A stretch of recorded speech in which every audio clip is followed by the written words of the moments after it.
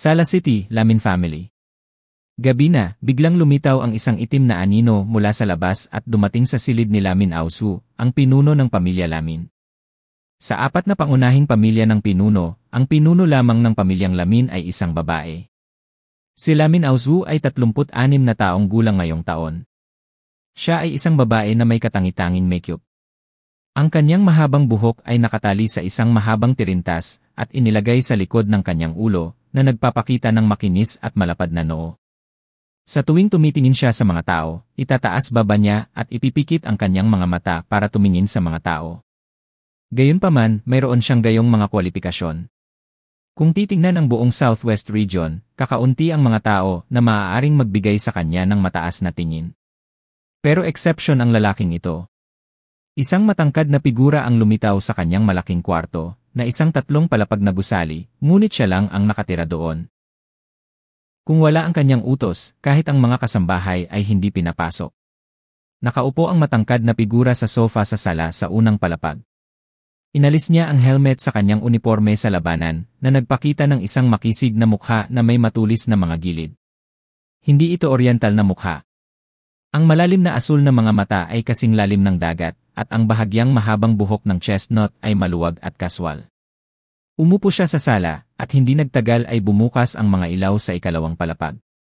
Si Lamin Auzu, na nakasuot ng itim na pantulog, ay humawak sa armrest at bahagyang tumingin sa ibaba. "Saan ka nagpunta?" tanong ni Lamin Auzu habang pababa ng hagdan. Hindi lumingon ang lalaki at nakangiting sinabi, "Tiningnan ko ang lugar na binanggit mo. Nga, may nakuha akong hindi inaasahan." Itinaas ni Lamin Auzu ang mga sulok ng kanyang bibig ng may pag-irap. "Sabi ko, kahit mahanap mo ang lugar na yon, hindi ka makakapasok ng walang tulong ng ating pa." Nagkibit balikat ang lalaki, "Kailangan mong subukan ito pagkatapos ng lahat, ngunit ikaw ay talagang tama, mahal kong ginang." Naglabas siya ng isang bote ng red wine sa ilalim ng mesa, nagsalin ng isang baso nito, at saka binati si Lamin Auzu. Tumabi sa kanya si Lamin Auzu, umupo sa sofa, at pinag-cruise ang kanyang mga paa sa kanyang sarili, biglang hindi pinansin na tumambad ang kanyang mga hita sa harap ng mga mata ng kausap. Nakakalungkot lang na kahit 36 years old na siya, at may supremo na kayamanan at kapangyarihan, at natatamasa na niya ang lahat ng beauty and skincare products sa mundo, hindi pa rin niya mapigilan ang paglipas ng panahon. Ang kanyang mga binti ay napakapayat, ngunit manipis at masikip, walang labis na kinang. "Ano ang nahanap mo?" tanong ni Lamin Auzu na diretsong nakatingin sa lalaking nasa harapan niya. Humigop ng red wine ang lalaki, may bakas ng saya sa kanyang malalalim na mata. Tumingin siya kay Lamin Auzu, "Nakikita kong napaka-interesante ang sitwasyon sa iyong Snowy Plateau. Mas kawili-wili ito kaysa sa naisip ko. Bagamat mas mahihirapan tayong magtulungan, nakakatuwa, di ba?" Nagsalin din si Lamin Auzu ng isang baso ng red wine at pinagpag ito sa harap ng kanyang mukha. Kumunot ang noo niya. Huwag gumawa ng anumang komplikasyon. Ang 3 pamilya ni Yashelangtai, Paji at Siaza, pati na rin ang mga monghe ng Sangjia Temple, ay hindi ganoon kadaling harapin. Ang matangkad na lalaki ay naglahad ng kanyang mga kamay, "Tama ka, kaya kailangan mo pa ring pumunta at magplano ng diskarte. Ngunit ngayon ang pangunahing salungatan ay hindi sayo, hindi ba?" Humigop ng red wine si Lamin Auzu, nanlamig ang kanyang mga mata, at kinagat niya ang kanyang mga pilak ng ngipin. "Tama. Hayaan mo muna silang kumagat. Hindi mahalaga kung tumawa ka, ang pinakamahalaga ay ang huling tumawa." Ang Sangjia Temple ay nakatayo sa harap ng. Kung titignan sa malayo, parang ito ay itinayo sa gilid ng bundok ng Snowy Mountains. Siyempre, ito ay isang visual impression lamang. Sa katunayan, ang Sangjia Temple ay medyo malayo pa sa Snowy Mountains. Ang gabing ito ay nakatadhana na maging mapayapa. Great Bright Hall. Naka-cross-legged ang host ng libing sa isang futon, na may estatwa ni Tathagata Sakyamuni sa itaas niya. Pumikit siya at nagmuni-muni. Lumakas ang hangin sa hangin at hindi malamig ang hangin. Dumaan ito sa nave ng Sangjia Temple at hinipan ang 3,000 prayer tower, dahilan upang mabagal ang pag-ikot ng mga ito. Isang invisible force ang nagtipon sa Great Light Palace at pumasok sa katawan ng Burial Master. Sa ilalim ng mga bundok na nababalutan ng nyebe, ginamit niya ang kanyang katawan bilang gabay upang makuha ang kapangyarihan ng 5 Ipsilon at binuksan ang unang selyo ng tarangkahan ng Demon Kingdom. Bagamat siya ay nasa talampas ng niebe, makakatanggap siya ng tuloy-tuloy na daloy ng mga pagpapala mula sa kapangyarihan ng Tantric Buddhism. Ngunit ang kapangyarihang ito ay napakalaki, at mahirap para sa kanya na tunawin ito ng ilang sandali. Sa oras na yon, upang mabigla ang lahat, kailangan niyang kumapit. Ngayon ay kailangan niyang gumugol ng oras upang dahan-dahang ayusin ang kanyang ginintuang katawan. Sa labas ng Great Guangming Hall, pumasok ang isang matandang monghe. Nakasuot siya ng purple cassock at manipis na lang ang buhok sa ulo niya na kulay abo na. Nakatingin sa Burial Master na nagmumuni-muni sa futon, itong matandang monghe, ang kasalukuyang Chaiba ng Sangjia Temple, at ang pinuno ng pamilya Yashelangtai, si Yashelangtai Deji, ay dahan-dahang nagsalita. Namatay si Loren ngayon. Pinatay ng mga mersenaryo na inupahan ng pamilya Podge. Paulit-ulit mong sinasabi sa akin na huwag makipagtalo sa ibang mga pamilya. Ngunit ang nahahati na talampas ng niebe ay hahantong lamang sa patuloy na mga pagtatalo. Juego, kailan mo ako papayagan na kumilos? Ganap na pag-isahin ang buong kapangyarihan ng Tantric.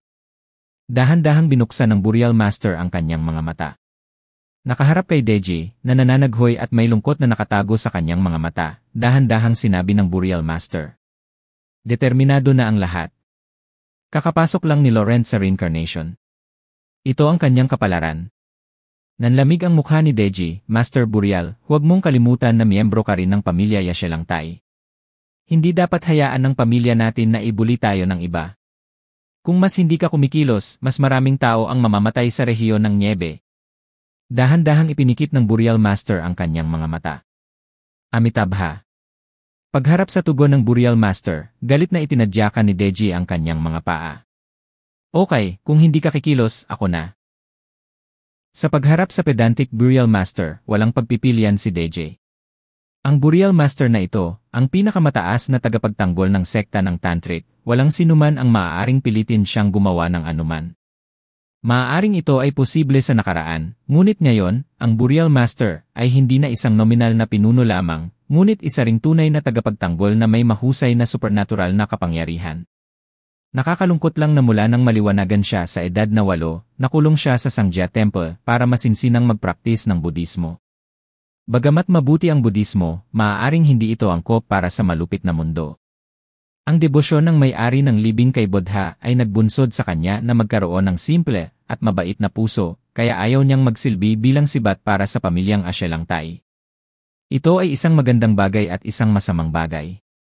Kung susuriin ito mula sa ibang pananaw, kung talagang sakim siya sa kapangyarihan, walang masama kay Yashelang.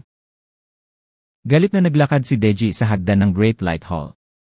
Sa ilalim ng mga hagdan, magalang na naghihintay ang kanyang mga gwardya. Napatingin si Deji sa mga personal guard na nasa harapan niya. Ang mga taong ito ay mga monghe na sundalo mula sa Sangjia Temple at Vajras na naglilingkod sa mga Diyos at Buddha. Ngunit ngayon, hindi na sila gaanong naiiba sa mga pribadong sundalo ng kanyang pamilyang Yashelangtai, at lahat sila ay sumusunod sa utos ni Deji. Mochuan, halika dito. Tumingin si Deji sa isang personal guard at kumaway sa kanya. Mabilis na naglakad si Mochuan, Chaiba. Inabot ni Deji at hinaplos ang kanyang ulo, pagkatapos ay sinabi sa matalas na mga mata. Bukas, may ipapagawa ako sayo.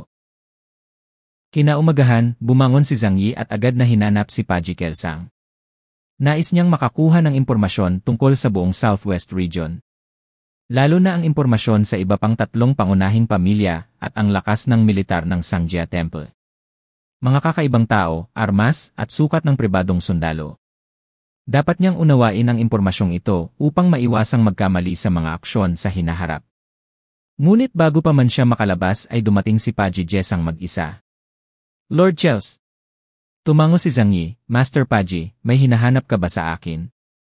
Gusto lang kitang hanapin. Napabuntong hininga si Paji Kelsang na may seryosong mukha. Kaninang umaga, hiniling ni Yashelangtai Deji sa mga miyembro ng ating pamilyang kanluranin na magdaos ng pulong sa pangalan ng tripa ng Sangjia Monastery. Nagtaas ng kilay si Zhang Yi, napakadalas ba ninyong magpulong? Medyo kakaiba ang ekspresyon ni Paji Jesang. Tumingin siya kay Zhang Yi at sinabi. Kahit na hindi niya kami hiniling na pumunta sa meeting ng walang valid na dahilan. Kahapon lang may espesyal na nangyari. May nakitang mali si Zhang Yi sa mga mata ni Paji Jesang, nag-isip tungkol dito, at tinuro ang sarili na may hindi maipaliwanag ng ngiti. Baka may kaugnayan sa akin. Tumango si Paji Jesang, hindi ka ba nakapatay ng patrol team kahapon? Pero nasabi ko na sayo. Ano, hindi ka makakapatay? Bahagyang umiti si Zhang Yi. Mabilis na sinabi ni Paji Jesang, syempre hindi. Kaya lang medyo espesyal ang pagkakakilanlan ng mga yon. Dapat alam mo rin na ang mga monghe na sundalo ng Sangjia Temple ay kapareho na ngayon ng mga pribadong sundalo ng pamilya Yashelangtai.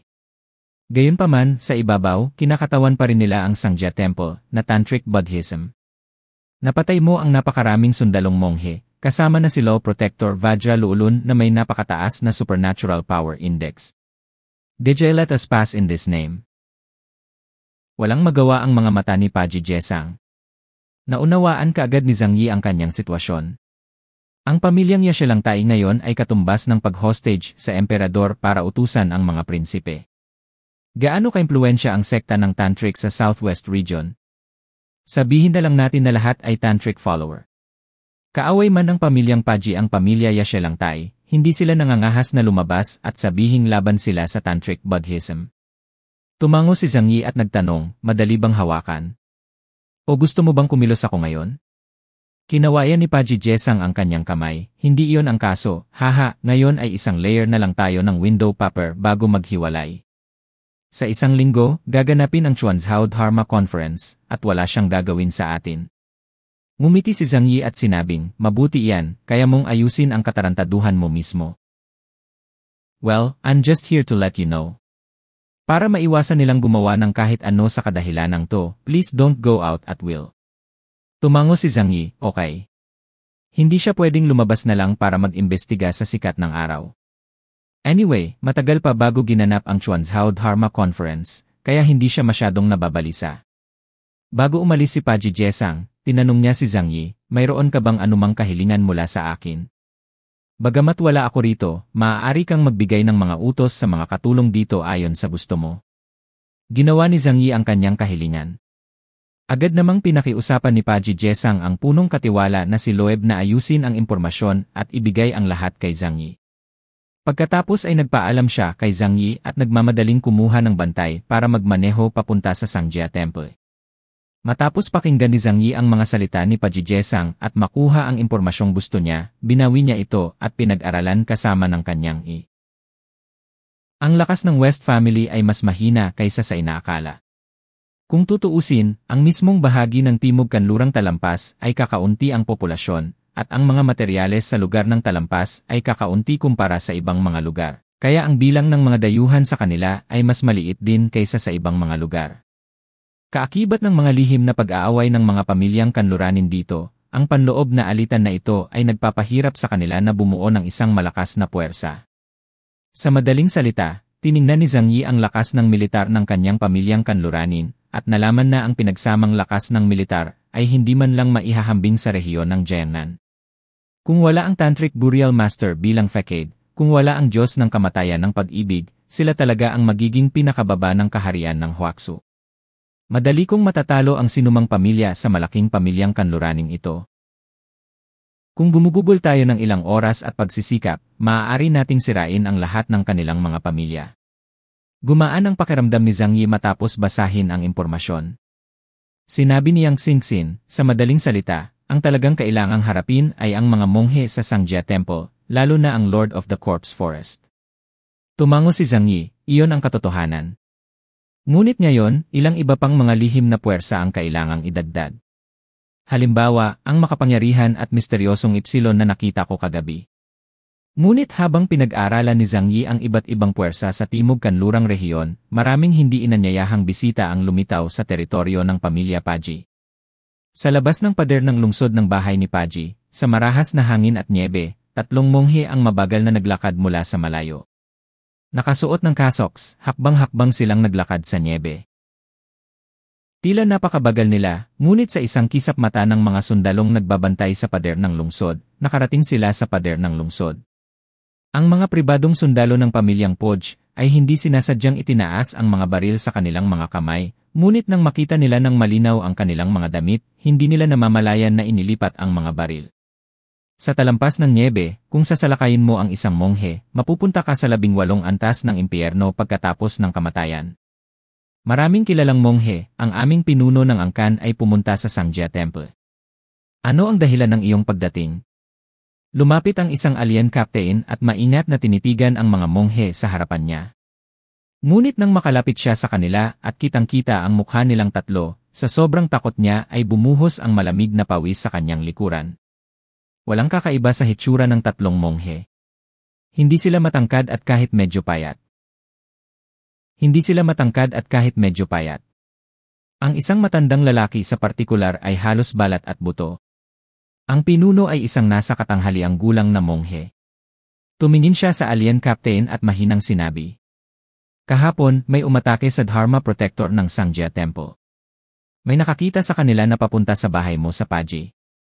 Pumunta kami para hanapin sila. Ang alien captain ay kadalasang napakalakas ng loob, ngunit siya ay nagsalita ng natitisod sa sandaling ito. Ako ang aming pinuno ng pamilya ay wala dito.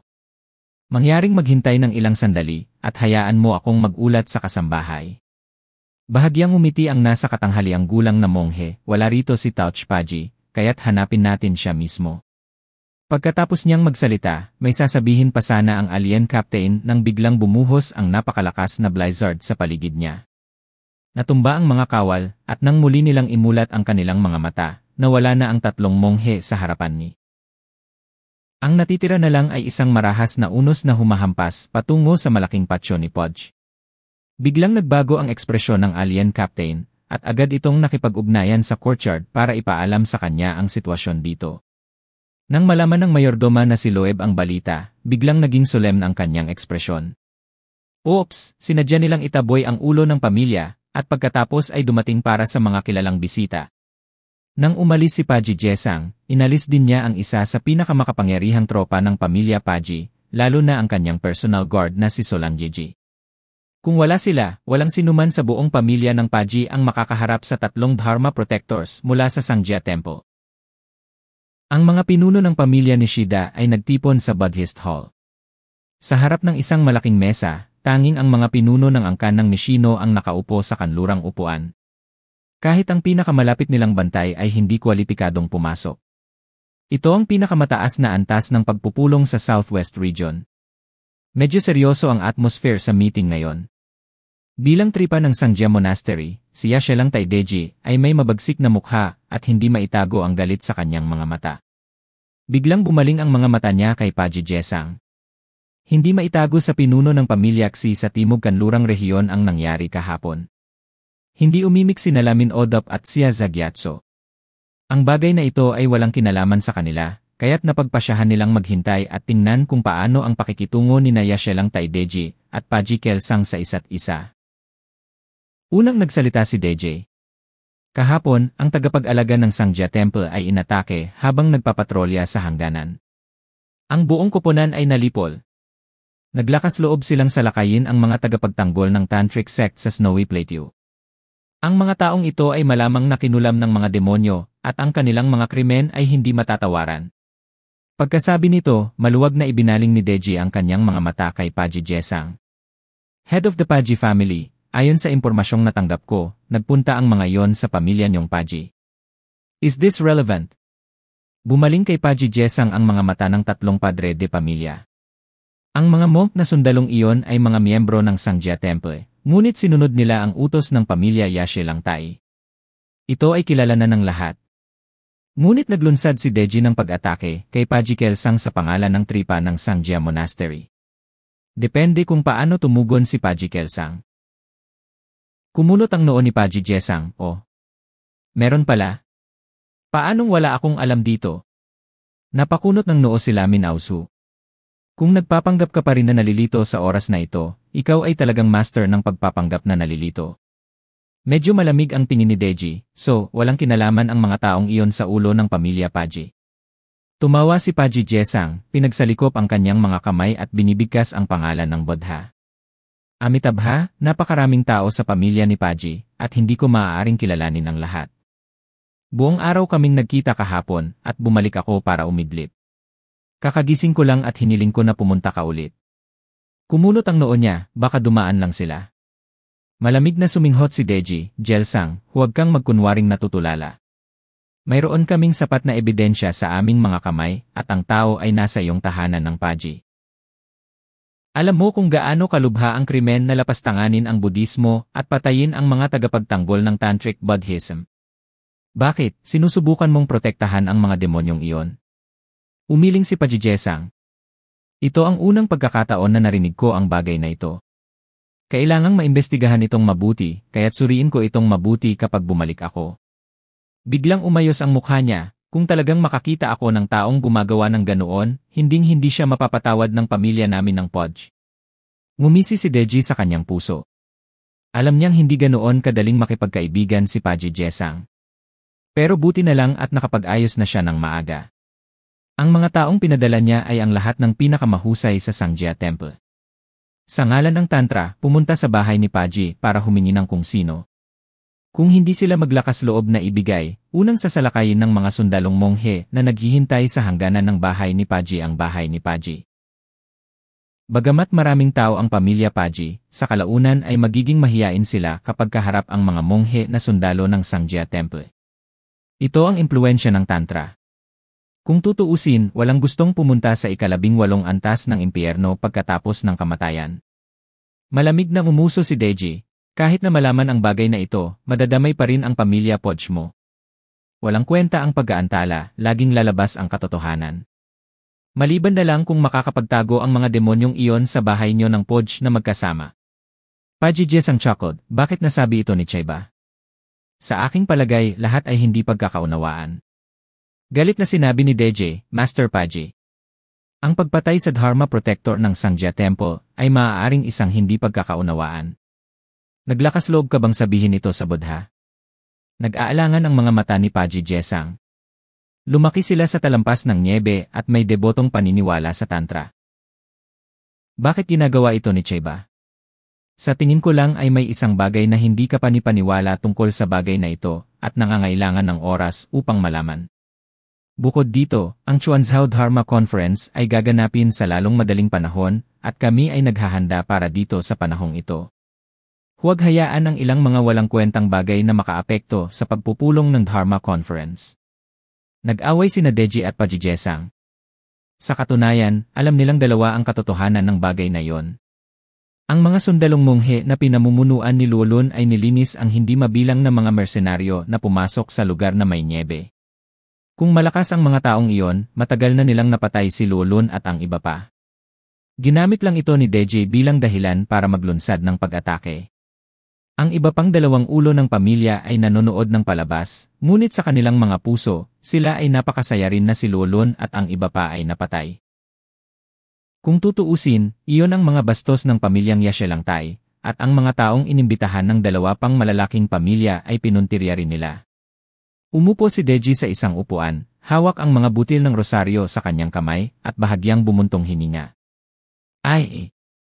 Ang aming pamilya ng Western Chieftain ay nasa parehong diwa. Pareho kaming maunlad at wasak. Ngayong malapit ng isagawa ang Chuanzhou Dharma Assembly, hindi tayo dapat magdulot ng mga salungatan sa oras na ito. Ngayon, ang Burial Master ay protektado ng mga Diyos at Buddha, at may pambihirang kapangyarihan upang protektahan ang ating buong rehiyon ng niebe. Dapat tayong tumutok sa namatay at paglingkuran siya ng buong katapatan. Ngunit sa ngayon, hindi sapat ang kapangyarihan ng Sangjia Temple, at pinatay pa ng demonyo ang Dharma Protector Vajra. Paano nito mapapalakas ang kumpiyansa ng mga mananampalataya sa Tantra? Sabi ni Deji habang nakatingin sa 3 family heads with his eyes. Sa makatuwid, iminumungkahi ko na ang ating pamilyang kanluranin ay mag-alay ng bahagi ng ating lakas sa Burial Master at palakasin ang prestihiyo ng Sangjia Temple.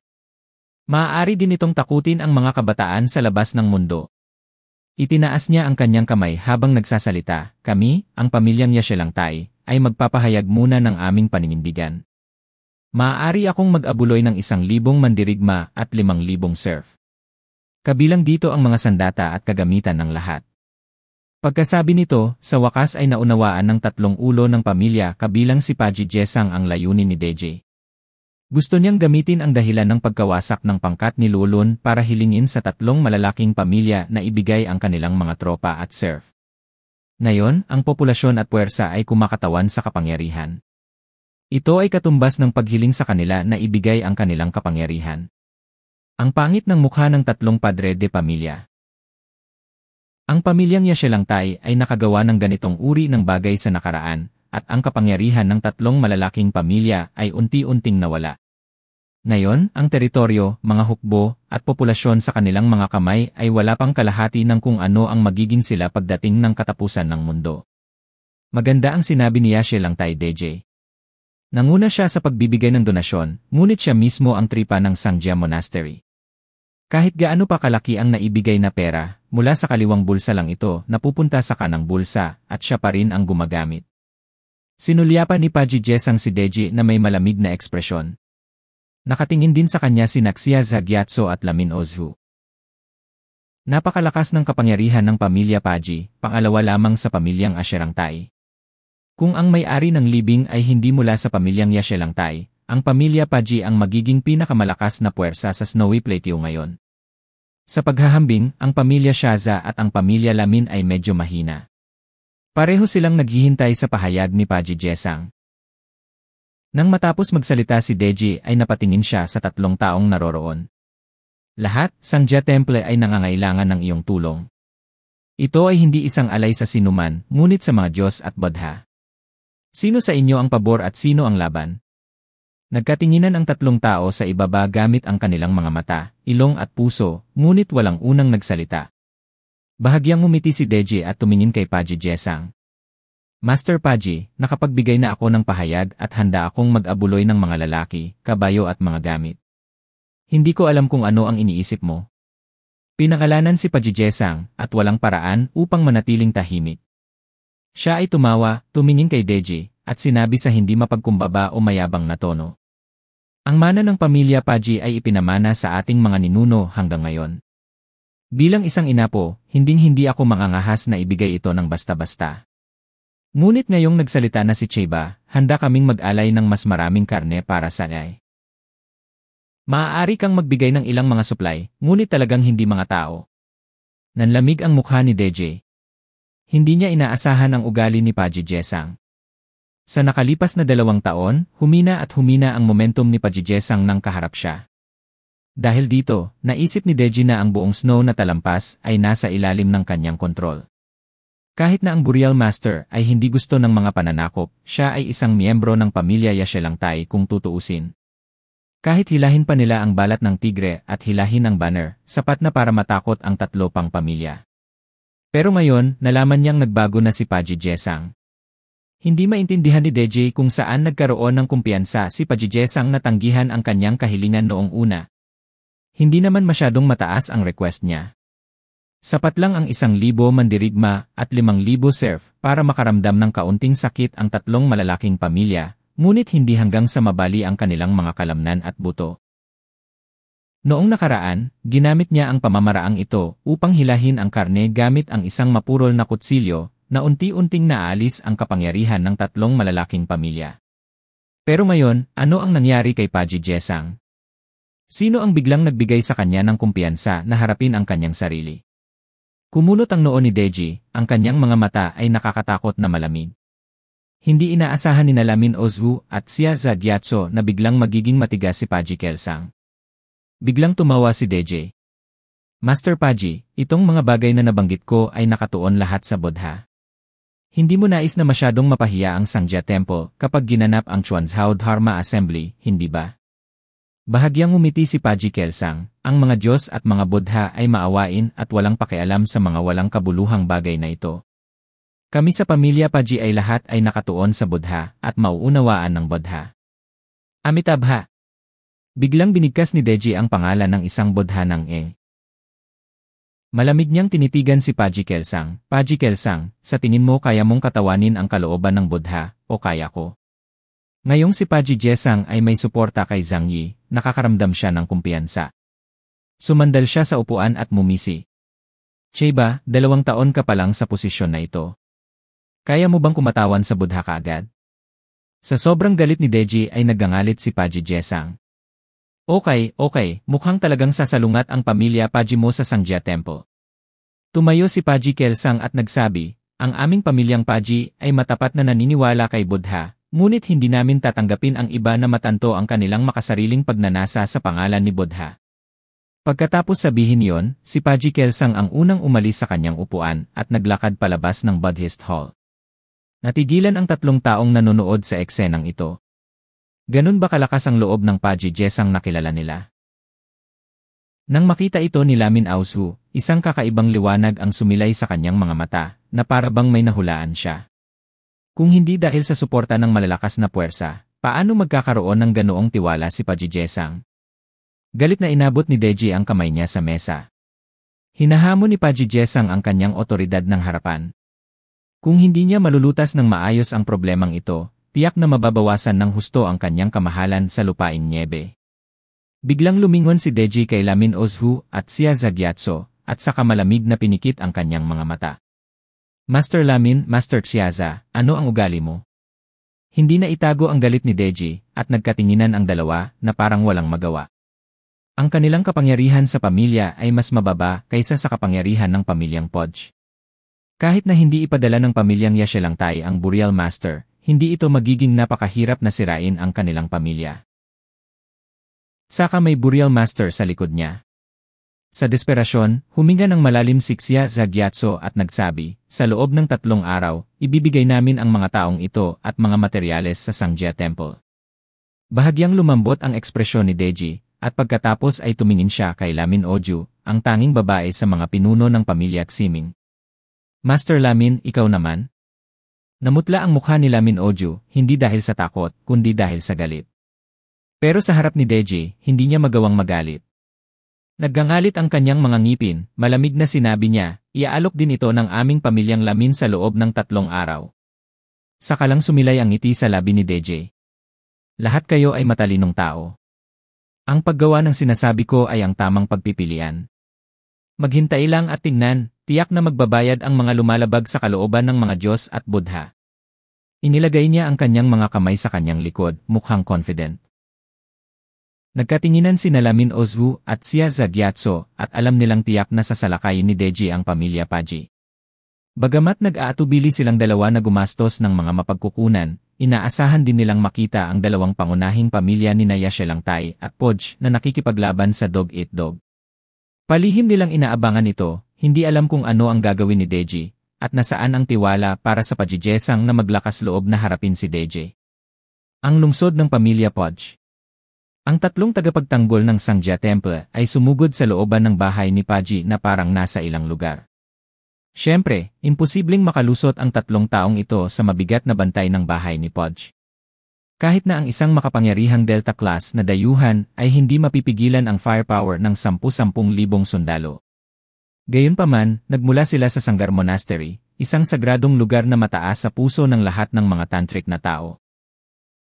Matapos malaman ng mga sundalo ang kanilang pagkakakilanlan at mabalitaan na ang mga taong umatake kay Dharma Protector Vajra ay nasa bahay ni Podge, agad silang nawalan ng lakas ng loob na lumaban.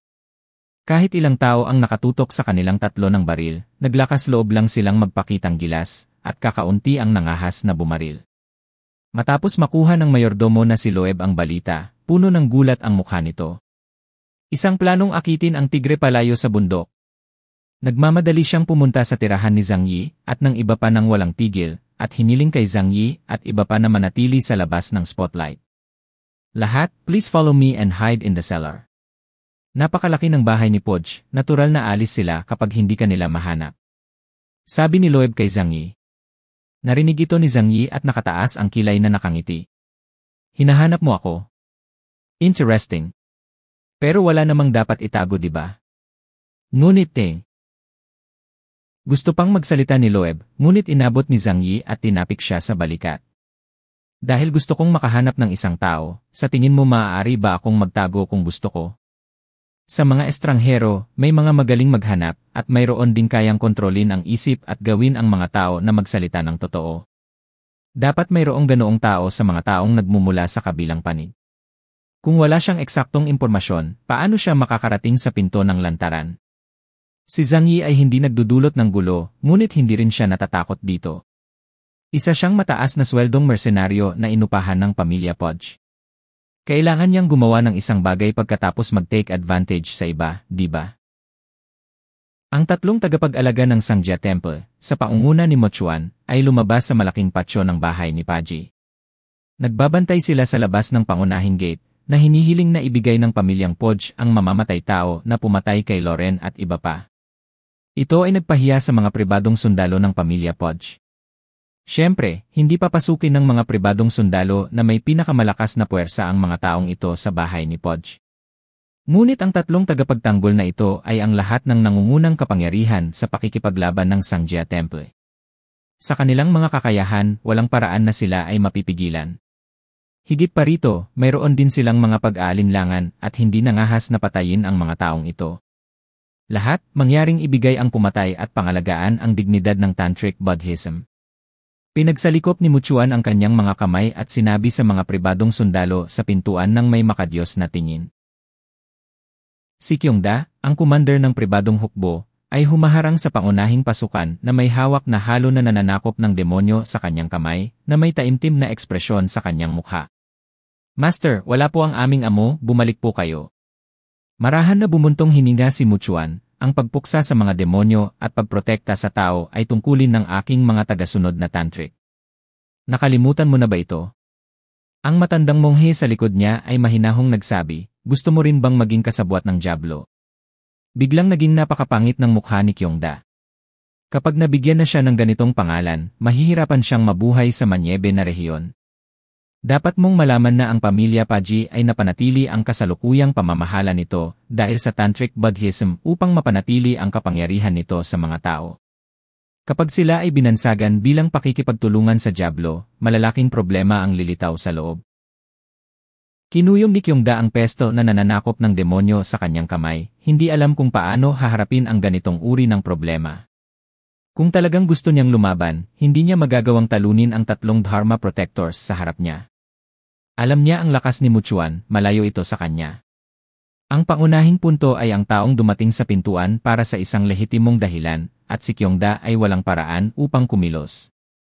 Sa sandaling ito, isang malamig na boses ang nagmula sa pintuan.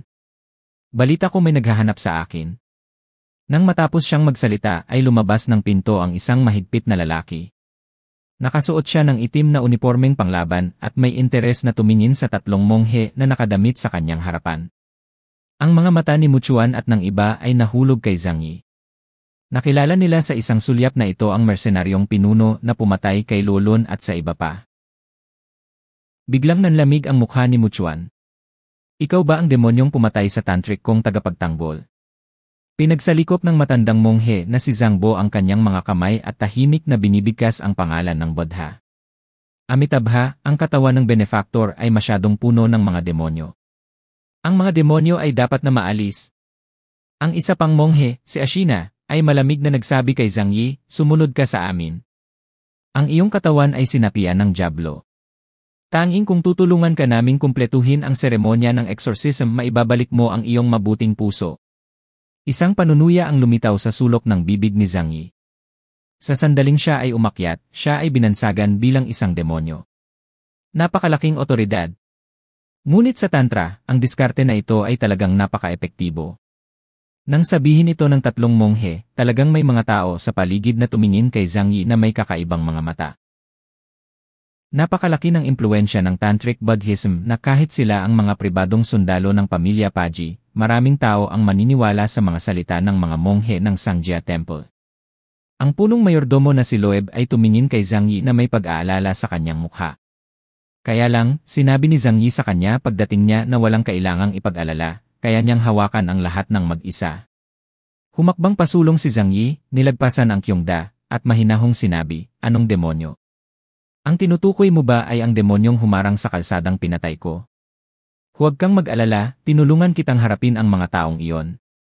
Mula ngayon, ang daan mula sa snowy na talampas hanggang sa labas ng mundo ay hindi na mahahadlangan. Sumigaw si Ashina, Diablo. Kalokohan ang sinasabi mo. Ang pinatay mo ay ang tagapagtanggol ng Vajra ng aking tantric sect. Siya ay isang banal na tao na nagpoprotekta sa kapayapaan ng talampas na nababalutan ng nyebe at pinatay mo siya. Dahil ikaw na mismo ang umamin, wala nang masabi. Sumama ka kaagad sa amin at sumailalim sa ritual ng exorcism. This is your only way back. Ang matandang monghe ay binibigkas ang pangalan ng Buddha, ngunit naramdaman ni Zhang Yi na may tatlong puwersa na kinulong siya ng palihim. Tila sa sandaling gumawa siya ng anumang pagtutol, ang tatlong taong ito ay sasalakayin siya ng walang awa at papatayin siya. Bahagyang itinaas ni Zhang Yi ang mga sulok ng kanyang bibig. Oh! Exorcism ritual.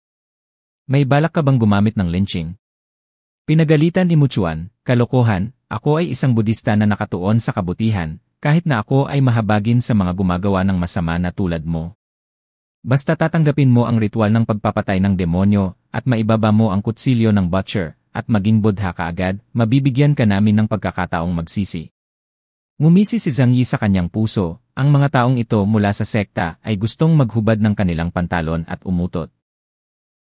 Malinaw na alam ng lahat na mayroon silang masamang intensyon, at alam din nila na alam ni Zhang Yi na mayroon silang masamang intensyon, ngunit kailangan pa rin nilang pagtakpan ito sa mataas na tunog na paraan. Tumango si Zhang Yi, okay, pwede akong sumama sa'yo. Nanlaki ang mga mata ni Loeb at hininaan niya ang boses at sinabi sa kanila, Panginoon ko, hindi kayo makakasama sa kanila. Napatulala si Lebu. Noong una ay naisip niya na si Zhang Yi ay nagpaplanong lumabas at labanan ang tatlong Dharma Protectors kasama ang pamilya Paji. Bagamat makapangyarihan ang tatlong tao, malabo niyang mahulaan ang mga kakayahan ni Zhang Yi.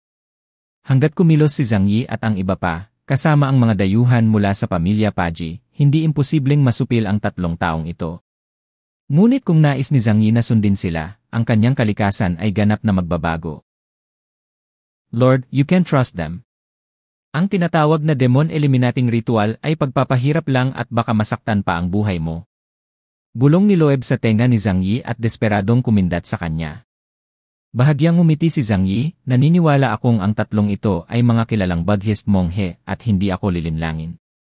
Bukod pa rito, hindi ko kayang makita kang nakikipaglaban sa tatlong kilalang monghe. Kung ganoon, hindi ba magdudulot ito ng gulo sa pamilya Podge? Hininaan ni Zhang Yi ang kanyang boses at sinabi kay Loeb. Hindi ka maaaring magsimula ng away dito, kung hindi, ito ay magbibigay sa Sanghya Temple ng dahilan upang simulan ang digmaan. Sa oras na yon, ang Burial Master ay kikilos dahil sa tatlong monghe na ito. Nagulat si Loeb at tumingin kay Zhang Yi na puno ng pasasalamat. Sa hindi inaasahan, ang mahalikang lalaking ito ay mag-iisip ng husto tungkol sa pamilya Podge.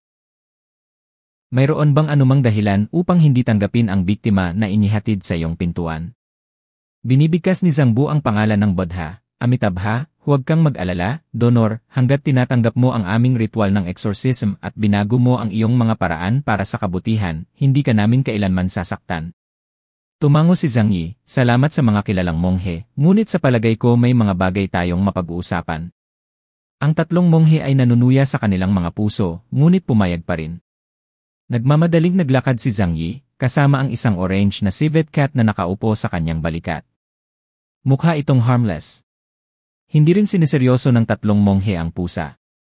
Pinagsalikop ni Muchuan ang kanyang mga kamay, at isang unos ng yelo at niebe ang biglang umakyat sa paligid ng Xiren. Makalipas ang ilang sandali, nawala si Xiren. Tumingin si Loeb sa direksyon kung saan sila aalis, at habang nagpapasalamat kay Zhang Yi sa kanyang pagkabukas palad, tinadyakan niya ang kanyang mga paa at mabilis na nagpadala ng mensahe kay Paji Jesang. Guro, may malaking nangyari. Ang mahalikang inimbitahan mong pabalik ay kinuha ng mga monghe ng Sanghya Temple. Paji Jesang ay pabalik sa oras na ito.